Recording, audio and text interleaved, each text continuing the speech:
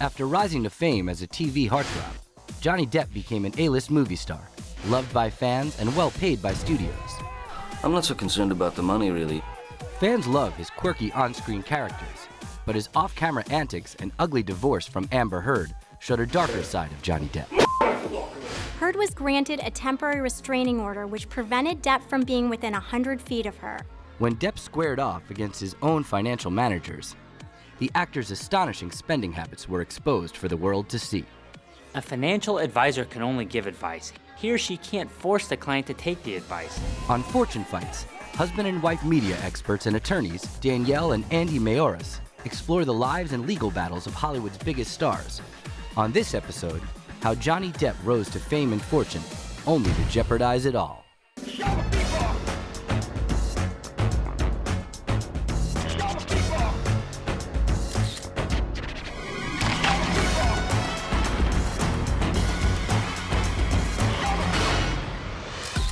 Hollywood superstar Johnny Depp's rise to fame and fortune has been a rocky road. He's earned hundreds of millions, only to lose it through questionable decisions and carefree spending. Media experts and attorneys Danielle and Andy Mayoras detail the legal journey Depp has taken over the years and delve into the star's current legal woes. Before he became a box office sensation, Johnny Depp was a high school dropout with a delinquent streak and a less than lavish lifestyle. Depp was born in Owensboro, Kentucky in 1963. His mother was a waitress and his father was a civil engineer. His parents divorced when he was a teenager, so it was just him and his mom. So they had kind of like meager means, at the time. And, mom would get jobs working in like restaurants or something small like that. But she and Johnny were always together. Depp dreamed of bigger things. In 1983, when he was 20 years old, he married Lori Ann Allison and moved to Los Angeles, where she worked as a makeup artist, and Johnny pursued his dream of being a rock star. They were a young couple barely scraping by. Johnny Depp wasn't making any money as a musician, so he took a job as a telemarketer. At the time, I was selling pens over the telephone. I used to call up people and say, "Hi, I'm whatever. Would you like to buy some pens?" His wife connected him with actor Nicolas Cage, who suggested Depp try acting. Nicolas Cage introduced Johnny Depp to an agent, and Johnny ended up getting cast in Wes Craven's Nightmare on Elm Street. He made $25,000, and almost instantly, his acting career was more successful than his music career and his marriage. He and his wife divorced about a year after the movie came out. Depp then landed a role in Platoon and began a string of whirlwind romances with actresses Sherilyn Fenn, Jennifer Grey, and supermodel Kate Moss. Johnny, when are you guys getting married? I don't know. You have to ask. Just keep moving. Those relationships broke up as his acting career was taking off. In 1987, Johnny Depp landed a role in 21 Jump Street. It made him a heartthrob across the country, and he became a household name. 21 Jump Street, one of the first shows on the fledgling Fox network, earned Depp $45,000 per episode, but he was never comfortable in the role of teen idol. The sex symbol teen idol stuff, that's not my goal. Johnny didn't want to be a teen heartthrob. He wanted to do creative projects. And in 1990, he was cast as the lead in Tim Burton's Edward Scissorhands. Depp earned $1.5 million, and he met his next girlfriend, Winona Ryder, who was just 17 years old. Depp got Winona Forever tattooed on his arm, but the relationship only lasted a few years. Depp's love life may have been rocky, but his acting career was taking off. By the time he turned 30, Depp was a multi-millionaire. And 5 years later, while shooting The Ninth Gate in Paris, Depp met Vanessa Paradis. Paradis is a French singer-songwriter, musician, actress, and model. The chance meeting would be the beginning of a long relationship. Vanessa Paradis dated Johnny Depp for over 14 years, and although the pair never married, they did share 2 children together. Reportedly, it was Paradis who encouraged Depp to consider more mainstream projects instead of the quirkier roles Depp had been drawn to.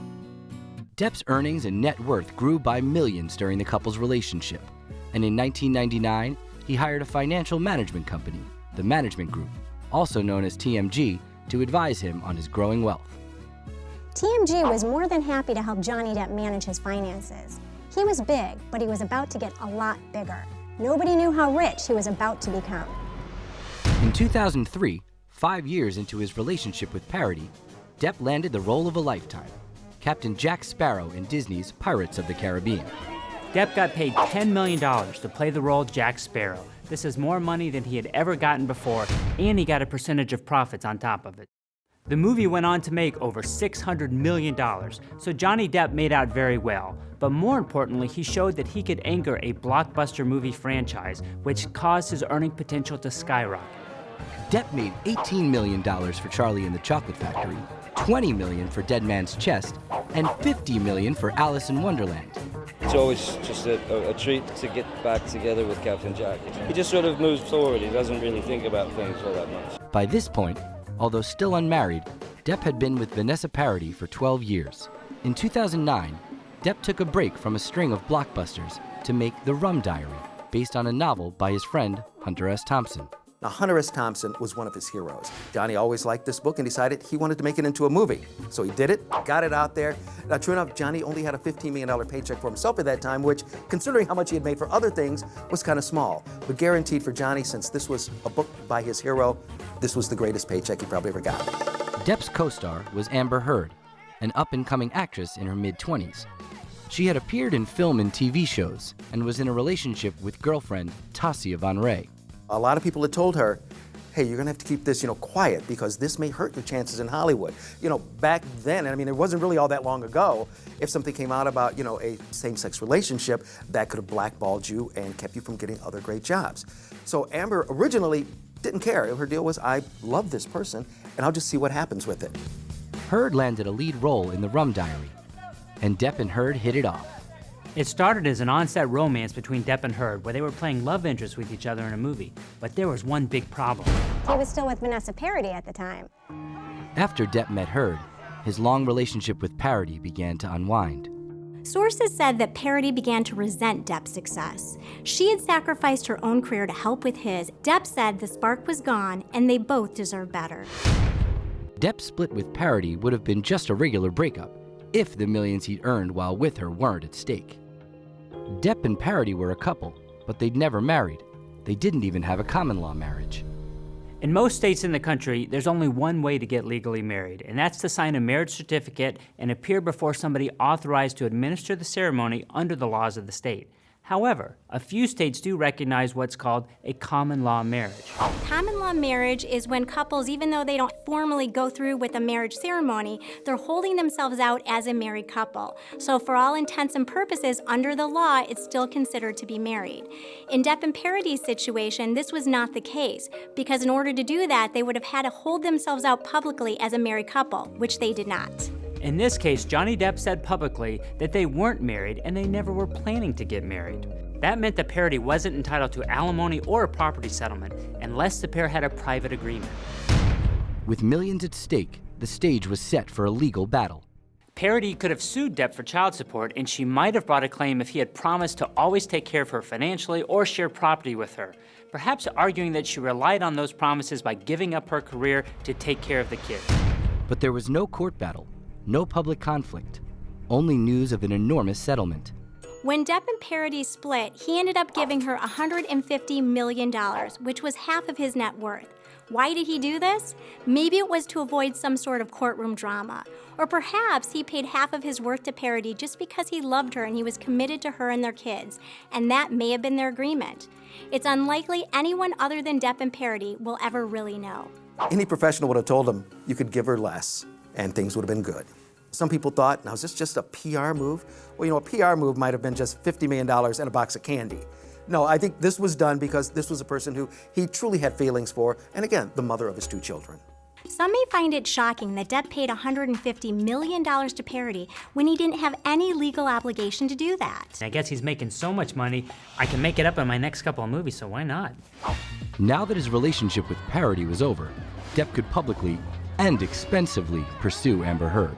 One of the first big romantic gestures that Johnny did for Amber was buying her a horse, and he was actually on the set of The Lone Ranger, and he wanted her to be able to ride with him while he was on set. Heard was then seen getting along with Depp's 2 children and even took his daughter Lily on shopping trips so that the two could bond. Soon the couple was taking steps Depp had never taken with Paradis. Johnny and Amber got engaged about 2 years after they were dating, and they got married the following year on Johnny's private island in the Bahamas. Vanessa Paradis even attended the wedding. And apparently paying Paradis half of his net worth didn't change Depp's carefree approach to money. he was still worth hundreds of millions of dollars, but he married Amber Heard without a prenuptial agreement. This is a common mistake couples make, but you would think that someone of his net worth and with his access to legal and other professional counsel would have taken the time to do a prenup agreement. In fact, it's reported that Depp's attorney, accountant, and managers at TMG all warned Depp to get a prenup. They say he initially agreed, but then married Heard without one. Their relationship started off as normal as anyone else's. It didn't last that way for long, though. They had more than their share of legal and personal problems. Just 2 months after their wedding, the couple took a private jet to Australia, where Depp would be filming Pirates of the Caribbean, Dead Men Tell No Tales, a job that would pay him a cool $40 million. Despite the enormous paycheck, Depp was routinely late to set. It became such a problem that the director posted an employee outside Depp's house to let him know when Depp awoke and turned on the lights. You know, Johnny doesn't have a lot of respect for rules, really. Depp's disrespect for the rules would soon land him and Amber in hot water and cost him hundreds of thousands of dollars.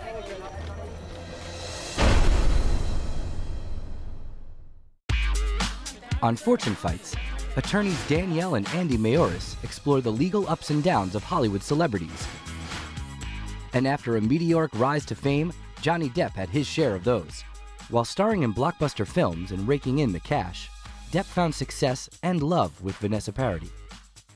But in 2012, they split up after 14 years together, and Paradis made out to the tune of $150 million. Depp wasn't alone for long, marrying his Rum Diary co-star Amber Heard in 2015. 2 months after that, the couple found themselves on the front pages for all the wrong reasons. The start of their legal troubles actually had nothing to do with their marriage. The couple flew into Queensland by private jet where Depp would be working on the 5th installment of the Pirates of the Caribbean. Depp and Heard violated biosecurity laws when they neglected to declare 2 Yorkshire Terriers to the Australian Customs Service. Violating the country's strict biosecurity laws landed the couple in deep trouble with the Australian government, costing them a pretty penny. Dogs from outside the country are required to be quarantined for at least 10 days before they're allowed to come in. Amber Heard was charged with 2 counts of illegally importing dogs and 1 count of producing a false document. Johnny Depp was not charged at all. One Australian official even threatened to have the dogs put down.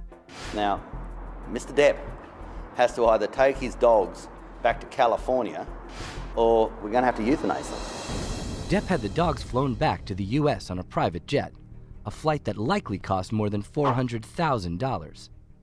I'm not so concerned about the money, really. But even with the dogs back in California, the Australian government wouldn't let up. This lawsuit lasted for nearly a year. Heard appeared in the Southport Magistrates Court to plead guilty to falsifying quarantine documents. She argued that she had been sleep deprived and made a mistake. The biosecurity charges against her were dropped, and she was placed on a good behavior bond for 1 month. She also paid a $1,000 fine for crafting the false document. The dogs survived, but the incident revealed Depp's extravagant spending. The Guardian regarded the case as the highest profile criminal quarantine case in Australia's history. Now, as an apology, the couple released a now infamous video about the events that took place. Australia is free of many pests and diseases that are commonplace around the world. That is why Australia has to have such strong biosecurity laws. And Australians are just as unique, both warm and direct. When you disrespect Australian law, they will tell you firmly. Protecting Australia is important. Declare everything when you enter Australia. Once Depp was off the hook with Australia, he could turn his attention to other matters, his cash flow and out-of-control spending. By that point, Johnny Depp had financial problems too, and even the tens of millions of dollars that he was making could not keep up with his extravagant lifestyle. When he didn't have cash, he'd take out loans to keep up with his spending. He bought art, jewelry, dozens of luxury cars, and enough Hollywood memorabilia to fill 12 storage facilities.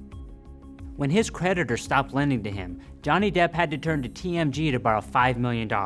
They stepped in to loan him the money so that he would avoid a very public and embarrassing financial collapse. His marriage was rumored to be collapsing as well. In May of 2016, Amber Heard attended the Met Gala alone. Well, not all alone. Heard showed up with handsome stylist Kimble Hastings, which raised eyebrows and questions. Depp's absence at the gala was duly noted in the press, and the coverage fueled speculation. Curious fans soon got their answer. 3 weeks later, after barely 1 year of marriage, the couple officially split, kicking off one of the ugliest divorces in recent Hollywood history. When news of the divorce became public, it really ignited a media frenzy. This was one of Hollywood's biggest couples falling apart. Depp's earlier split with Vanessa Paradis had looked easy, even friendly, but this time the story would be different. Amber Heard came out swinging. After a little more than a year, Amber Heard filed for divorce. She cited the ever-popular irreconcilable differences, and she asked the judge to order Depp to pay her $50,000 per month in temporary spousal support and to cover all of her legal fees. Depp's lawyers resisted. After all, Amber Heard was far from poor. In court documents, it showed that Heard was earning close to $13,000 a month. Depp asked the court to deny Amber Heard's request for spousal support, along with the request to pay her attorney fees and give her additional assets. Heard's annual income was less than 1% of what Depp earned, but she was hardly without resources. Then again, Heard also told the court her expenses were almost $44,000 a month, including $10,000 a month just for rent. In this instance, the judge sided with Depp.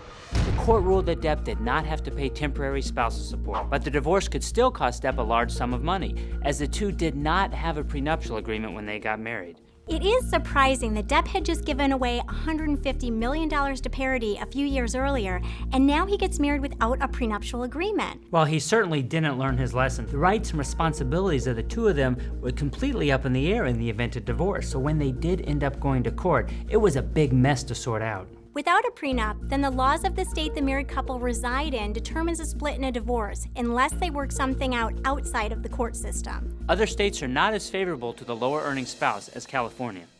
California is a community property state, meaning marital assets are divided 50-50.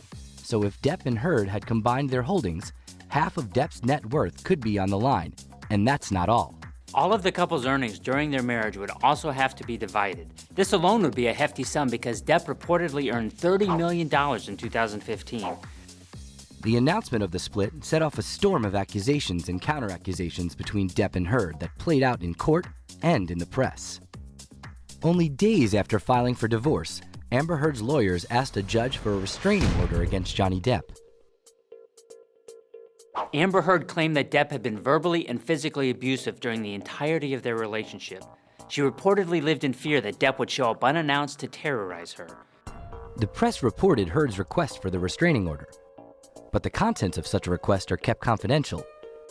Nobody knew what evidence of abuse Heard had submitted, not even Depp. Generally, a person would have to file a sworn statement describing the abuse that occurred or threats that were made, and supply supporting documentation such as photographs. A judge would enter a temporary restraining order on an ex parte basis, which means without the accused party or his or her attorney present. Then it would be scheduled for a court hearing with both sides and their attorneys present, for the judge to hear the whole story and decide whether to continue the restraining order or dissolve it. Whatever evidence the request contained, it was enough for the judge. Heard was granted a temporary restraining order which prevented Depp from being within 100 feet of her. By granting Heard's request, the judge seemed to be confirming that Johnny Depp was an abuser. A temporary restraining order does not have the same legal impact as a final judgment or order at the end of a case. In fact, a TRO is granted at the very beginning of a case based on the allegations from one party alone. There's no evidence at all that's evaluated when this is granted, and it's meant to be a temporary band-aid until the evidence can be brought to court. Now, legally, it really doesn't mean a lot, but it does all of a sudden put a cloud over Johnny.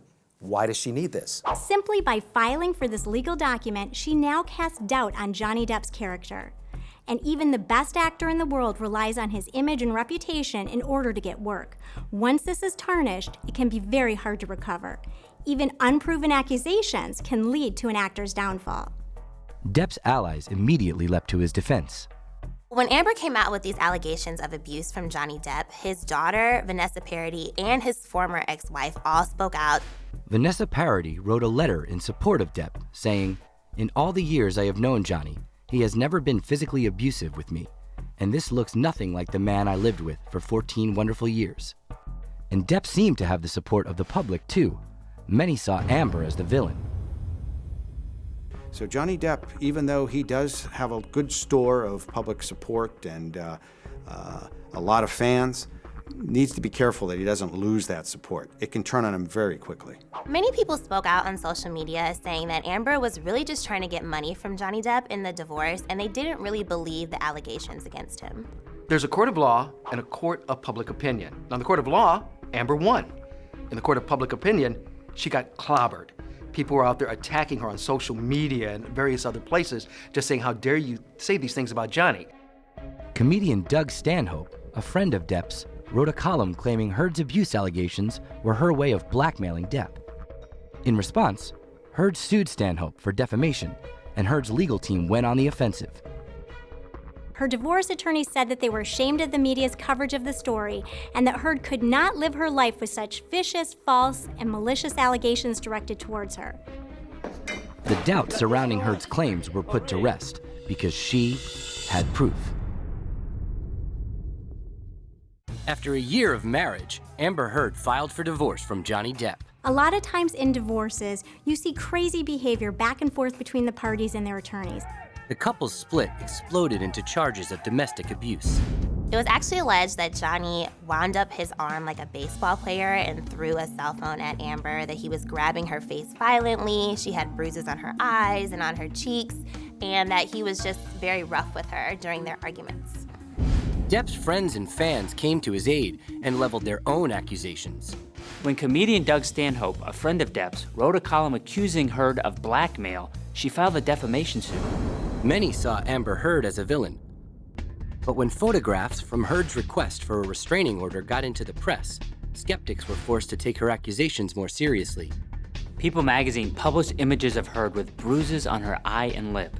The photos were leaked from the evidence in Heard's restraining order. Of course, people were out there thinking, oh, you're a liar, you're a gold digger, you just want the money, you just want the publicity. Well, next thing you know, these pictures come out. And all of a sudden, in the minds of the public, that begins to make them doubt Johnny Depp a little bit. The photos lent weight to Heard's accusations and undermined the supportive statements of Depp's friends and loved ones. But only days later, TMZ reported that in 2009, Amber Heard had herself been arrested for domestic abuse against her then-girlfriend, Tassia Von Ray. Amber Heard and Tassia Von Ray had an argument at an airport. Things escalated from there, and reportedly, Heard grabbed her and struck her arm. Police were called, and they actually ended up booking Amber Heard with misdemeanor domestic violence. However, the prosecutor declined to bring charges. But that didn't stop Johnny Depp's legal team from being able to use this incident to potentially cast doubt against Amber Heard. But Tassia came to Amber Heard's defense. She said that Heard was innocent and instead focused her attention on the police involved. She issued a statement saying, in 2009, Amber was wrongfully accused for an incident that was misinterpreted and over-sensationalized by two individuals in a powerful position. She then accused the police of misogyny and homophobia and pointed out that the charges against Heard were quickly dropped. Amber Heard retracted her request for spousal support, saying it had been misinterpreted. But the fight was far from over. It's not uncommon that during a divorce, a spouse will ask for spousal support. Now, Amber Heard, however, was attacked by so many people thinking that she was a gold digger that she decided, I'm just gonna drop this. I've got enough money of my own. I just wanna make sure that my reputation and career and everything like that, just stays intact, and I will just go on. Only 2 months later, a video surfaced. Apparently recorded by Heard during an argument, it showed a dark side of Depp. A video was released on TMZ showing Depp kicking and slamming cabinet doors in the couple's kitchen. In the video, Heard was apologizing while Depp poured a glass of wine. You? This morning? I don't think so. Depp eventually noticed that she had been recording and grabbed the device. You got this going? Oh, really? From Amber Heard's perspective, the release of the video showing Johnny Depp exhibiting abusive behavior was a good move. It puts her in a position of being a victim, somebody who needs to be protective from an individual who's erratic and has possible anger issues. Oh, you're crazy. Depp's camp responded by claiming the video had been heavily edited. Things were getting ugly, and it wasn't over yet. TMZ published additional photographs of what appeared to be Depp's fingertip cut off. The PR battle continued, and the accusations went from dark to darker. The site reported that, according to Amber Heard, Depp was drunk, high on ecstasy, and overcome with rage when he cut off his fingertip and then dipped it in blue paint and wrote Billy Bob and Easy Amber on the mirror because he thought Heard had an affair with Billy Bob Thornton. Perhaps fearing even more bad publicity after the disturbing photos and video became public, the couple declared a truce. Depp and Heard settled their divorce, and Heard's lawyers withdrew her request for a restraining order. The couple agreed on a $7 million settlement. Now, from Heard's perspective, getting $7 million for a marriage that lasted just over a year seems pretty good. But when you look at the income that was brought in during that marriage, she could have gotten more like $15 million if she had really pushed for it. But unlike Vanessa Paradis, she didn't have to give up her career to focus on Depp's career and stay home with the children. So, you know what? Walking away from a one-year marriage with $7 million, probably not such a bad deal. And it certainly is a good career move for her. She was already painted as someone who is just after the money, so settling mitigated that. And maybe by walking away from a larger payout, she may have helped her career in the long run. In the end, the high-profile hostilities seemed to exhaust both Depp and Heard. The back-and-forth attacks left both of them bruised. So after lots of mudslinging in the media during their divorce, both Amber and Johnny spoke out and they made a joint statement that their relationship was passionate and volatile, but it was also bound by love, and that neither one of them had made false statements against the other, and neither one was seeking any kind of financial gain. This joint statement seemed to back up Heard. They agreed that her accusations were not fabricated in an attempt to seek a greater settlement. Notably, the statement only said there was never an intent of harm. It didn't say that no physical harm had occurred. The statement seemed designed to put an end to the fighting and to repair the damage done to Depp and Heard's images. Amber was still relatively new to Hollywood, and Johnny was very much an established star. So if she continued to pursue the divorce and speak out against these abuse claims, she would have jeopardized her career potentially and been blacklisted in the industry. At this point, Heard just wanted to put all this behind her and move on with her life. Lawsuits are exhaustive, time-consuming, and expensive. They can take over your life between meetings with attorneys, court appearances, depositions, not to mention the stress. Heard also dropped her defamation lawsuit against comedian Doug Stanhope, Depp's friend who had accused Heard of blackmail. It's hard to win money in a defamation case. A public figure like Heard has to prove not only that the person made a false statement of fact that lowered her esteem in the community, but that Stanhope made the statement even though he knew it was false or acted with reckless disregard of the truth. This is a very hard legal standard to meet. She may have dropped her defamation case because it would be very hard to prove. What were the damages? Was it really because of his article, or was it because of other media speculation and things coming out in the press? Plus, if she moved forward with this, it would cost hundreds of thousands of dollars, plus expose her to more public scrutiny pursuing this in the court system. Then again, Heard may not have been serious about pursuing the suit in the first place. When Amber Heard filed her defamation lawsuit against Mr. Stanhope, it looked like she probably never intended to take the case to trial. In fact, as we so often see these days, litigation is nothing more than a PR strategy. It brings things out to the open, it forces your adversary to make moves that benefit you, and oftentimes it forces a settlement that is quite favorable. It's the act of suing as a PR move that matters. Financially, carrying it through to completion often doesn't make sense. But Amber Heard's biggest problem wasn't Stanhope's column.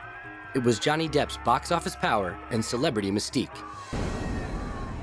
Johnny made money, and that's what Hollywood is all about.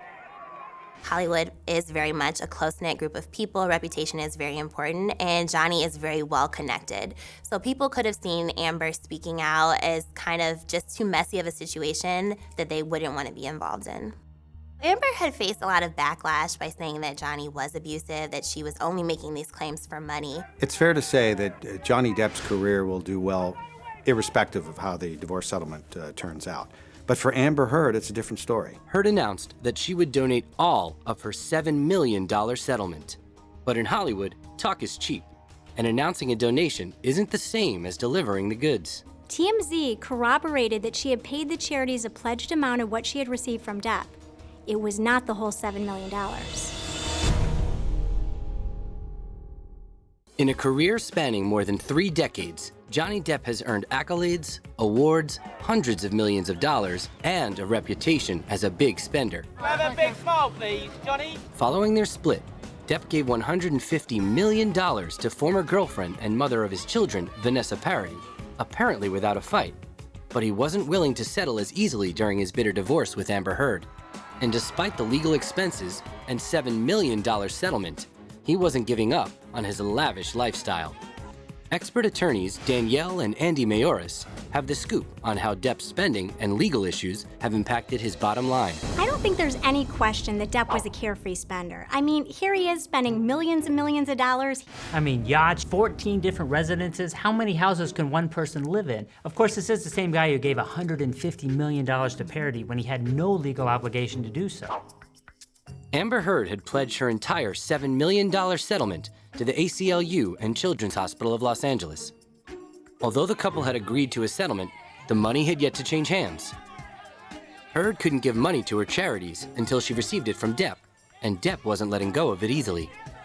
Maybe denying Heard the money was Depp's way of landing one more blow in this bitter divorce, or maybe he didn't have it.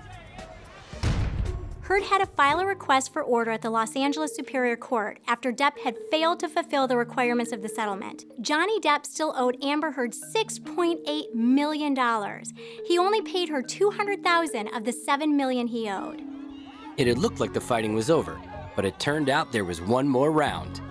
Depp's attorney filed paperwork disputing the claims. They said that she was only seeking a large settlement as a blatant attempt to extend her 15 minutes of fame. Depp's legal team then filed new court documents demanding that Heard pay him $100,000 in legal fees as sanctions for bringing forward this request. They also asked that $100,000 be deducted from his divorce settlement for every 10 days that she did not pay.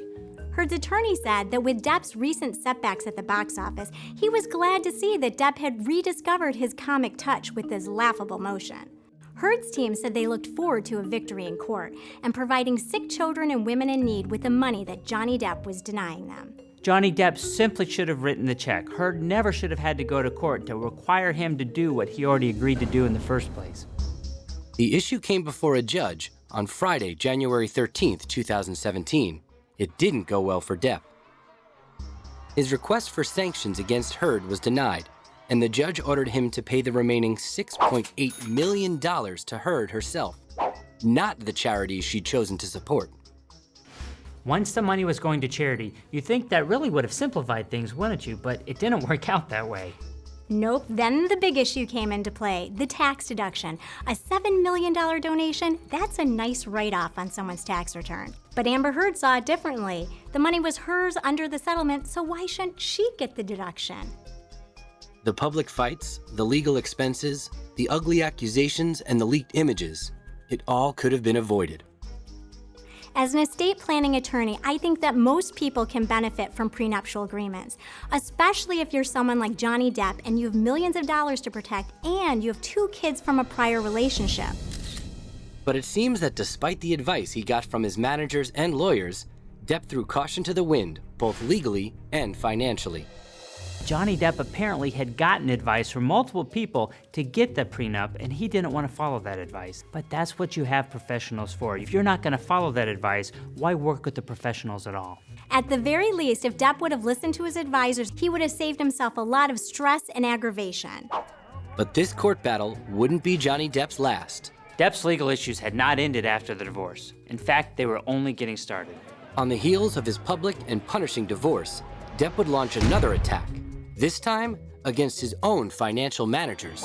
Depp filed a lawsuit against his management company, the Management Group, also known as TMG, for allegedly defrauding him of tens of millions of dollars by mismanaging his finances, taking out loans without his approval, and hiding the perilous state of his affairs from him. Do you have a message for your fans right now, Mr. Depp? I'm scared to death. I'm frightened, and I want to go home. He claimed he only learned of his financial troubles after he fired TMG and hired new financial managers. He said TMG cost him $25 million, and he wanted them to pay him back. TMG countersued. TMG claimed that Depp was solely responsible for any of his current financial woes. Depp hadn't been behaving like somebody with financial worries. Reportedly, he'd spent $30,000 a month on wine alone. We're gonna be drunk in a minute. We're not going to drink the whole thing. What do you mean we're not gonna drink the whole thing? The actor refused to live within his means and reportedly ignored any warnings that TMG presented him about his financial conditions. How could a star who'd earned hundreds of millions of dollars in his career be in debt? He was spending thousands on things that most people would probably only spend a few hundred, if that, on. And they wanted to show that this is just who he is. It's not really their fault that Johnny spent all this money. The counter-complaint by TMG is interesting. They detailed Depp's outrageous spending habits, which equated to $2 million per month. As part of TMG's defense, they used these figures to inform others how ridiculous Depp's spending had become. They claimed to have kept him well informed that he was spending more money than he was earning. But that didn't stop him. According to legal documents from the lawsuit, TMG claimed that Depp had owned 14 different residences. He had spent $18 million on a yacht, $4 million on a failed record label, and $200,000 a month on private planes, plus $150,000 a month on round-the-clock security, $300,000 a month to maintain a staff of 40 people, and hundreds of thousands of dollars on a sound engineer to feed him lines so he would not have to memorize his lines on set. TMG said Depp had also paid $3 million to have the ashes of his friend, writer Hunter S. Thompson, shot out of a specially designed cannon. They said they warned the actor to reduce his spending, but he wouldn't listen.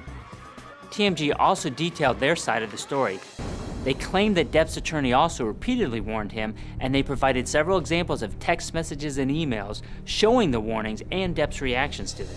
When TMG would advise Johnny Depp to decrease his spending habits and not live such an extravagant lifestyle, all Depp did was curse at them and then increase his spending habits. TMG claimed it wasn't them, but it was Depp that was solely responsible for his financial situation.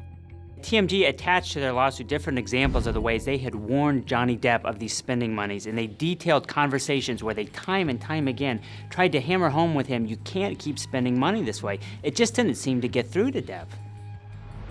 Depp was in deep trouble. He was millions of dollars in debt and would find any way to try to win money in this case. This couldn't have been good for his psyche, which after his marriage to Heard was already questioned as being potentially unstable.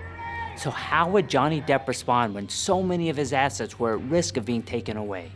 The world would soon find out.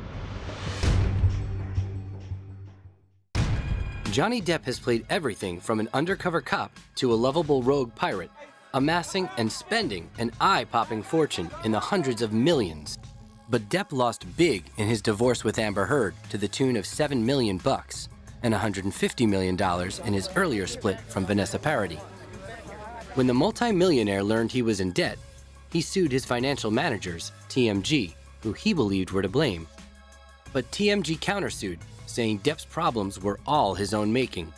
Legal analysts Danielle and Andy Mayoris dissect pricey celebrity legal battles, including the legal showdown between TMG and Johnny Depp. When TMG filed its countercomplaint, they tried to do two things. One, they sued Depp for money that they were owed, but then they took it a step further and asked the court to declare that they were right and Johnny Depp had been wrong. But that's not really how the court process works. So the judge threw out that portion of the case, but still let TMG sue Johnny Depp for the money that was owed. TMG used a public court filing to give as many details as possible about Depp's extravagant spending habits in order to try and prove to the court and to the world that his problems were not their fault. In the filing, TMG claimed Depp ignored their advice to get a prenup before marrying Amber Heard, a move that could have saved him millions. A financial advisor can only give advice. He or she can't force the client to take the advice. The whole point of these advisors is so you can benefit from their advice. And if you're going to hire these people and not follow their advice, what's the point of hiring them in the first place? That's just like throwing your money away. When you have millions coming in, it can seem like you have infinite resources. Johnny Depp said he didn't know what was going on with his finances, and he trusted and relied on TMG completely. So when he had money troubles later on, he said it was all their fault. The problem with that excuse is that everybody has a basic responsibility to know at some level what's going on with their money. That's when things with TMG turn trivial. TMG said that Johnny Depp was, quote, fully aware that he was illegally bringing his dogs to Australia in 2015. Depp had claimed the scandal of Pistol and Boo was nothing more than a misunderstanding. TMG bringing up the incident with the dogs in Australia may have seemed spiteful. They accused Johnny Depp of knowingly lying to the Australian government about the whole dog situation. TMG took a risk in coming after Depp like this. Here they were filing public court documents, airing Johnny Depp's dirty laundry for all the world to see. Their other high-profile celebrity clients may be thinking, if they did this to Johnny Depp, are they going to do this to me too? A jury trial would have been too risky for both Depp and TMG. The negative exposure alone from the testimony of all of them, especially Johnny Depp, would have been very damaging, and trials are way too expensive and risky. If Depp and TMG don't reach a settlement, then it will go before a jury. Jurors could side with an award-winning actor they've watched on movie screens for decades, or they could see an irresponsible celebrity who ignored sound advice for years and then blamed his advisors when money got tight. Ultimately, it didn't come to that. In the end, Depp and TMG reached a confidential settlement through mediation and avoided having to go to a jury trial. But that wasn't the end of Johnny's legal woes. Depp also sued his former talent lawyer, Jake Bloom, for $30 million. Depp claimed that Bloom was collecting contingent fees without a proper contract. So Johnny could actually really use the money from this lawsuit because even though he's earned millions and millions over the course of his career, he is pretty far in debt. Johnny Depp says he relied and trusted his professionals, but the problem is he obviously didn't. He wasn't following their advice, and if he really didn't believe that they were doing a good job for him, he should have gotten rid of them and brought in people that he did trust. Johnny Depp's erratic behavior and his involvement in constant litigation could at some point damage his career. And even if he does fail or fall out of favor, all he needs to do is come out with a campaign where he's got the right kind of exposure and portray himself as a sympathetic character, which he's quite capable of doing, and he can turn it around. But he could be overestimating his abilities. Even after the lawsuits, the divorce, and the reports of excessive spending, Johnny Depp has shown no signs of slowing down or heeding his financial team's advice. He has multiple films in production and is touring with his band, the Hollywood Vampires, no doubt earning millions in the process. You have to love it so much that you don't care, that you make an ass of yourself. But by all accounts, Depp could have saved himself a lot of money had he listened to his advisors. This is particularly important to those with a large net worth and in second or third marriage situations. With a prenup, you can determine how the assets are allocated if there's a divorce, and even put financial repercussions in case of infidelity. It seems like Depp treats money like monopoly money. I mean, who knows? Maybe he does have a treasure trunk of gold buried somewhere that we don't know about. I think, the goals are a little more time with the kids, a little more freedom, a little more time off. More space. More space.